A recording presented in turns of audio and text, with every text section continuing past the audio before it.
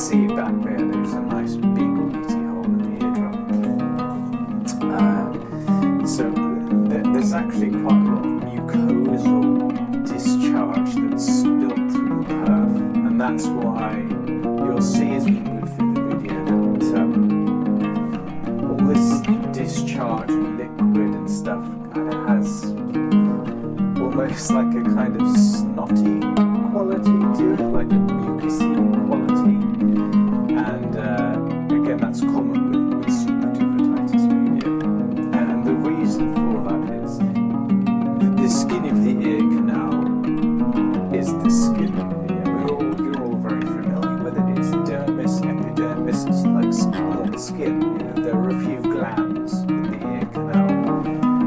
One of those glands being special, unique to the ear, cerebrous glands, but it's skin.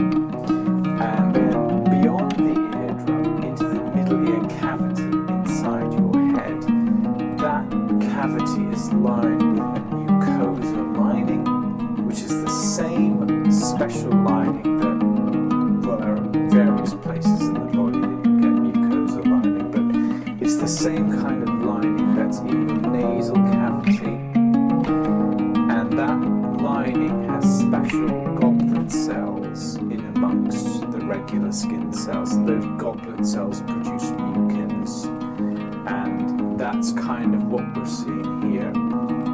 We're seeing this mucousy discharge because there's a perf in the eardrum. You can clearly see it there, and that again, that's what all this kind of shiny discharges. So eardrum very inflamed. Again, vasodilation, one of the hallmarks of infection. The other hallmarks being pain, heat, swelling, dysfunction, and so on. Just cleaning up this skin here. But I wanted to upload this because it's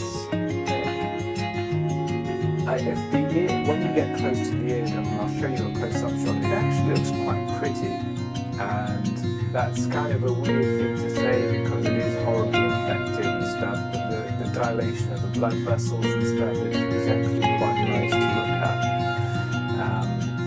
Just cleaning up this dead skin here,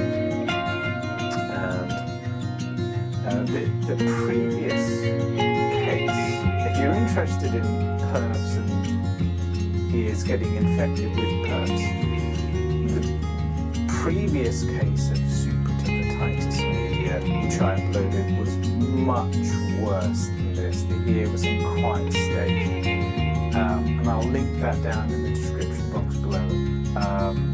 But this is, relatively speaking, I suppose, quite a neat infection, I guess.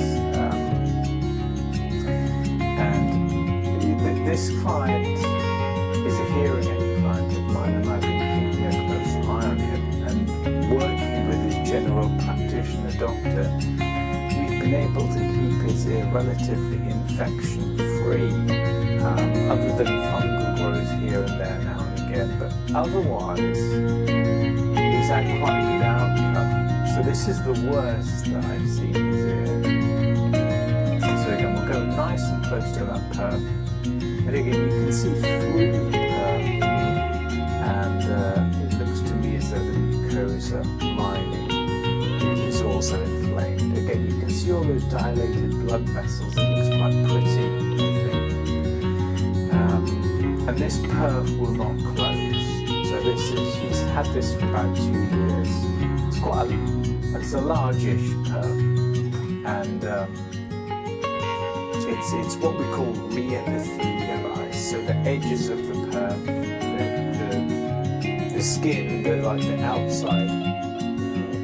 layer of the eardrum is joined to the mucosa lining. So it's re-epithelialized. It's not going to heal anymore.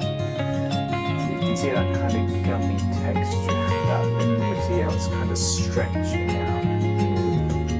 So that's clearly mucosal discharge, which is not, surprising given that it's infected. There's a big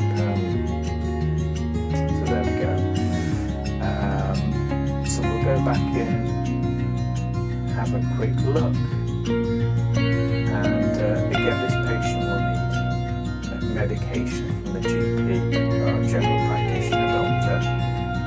In terms of the medication that he will be given,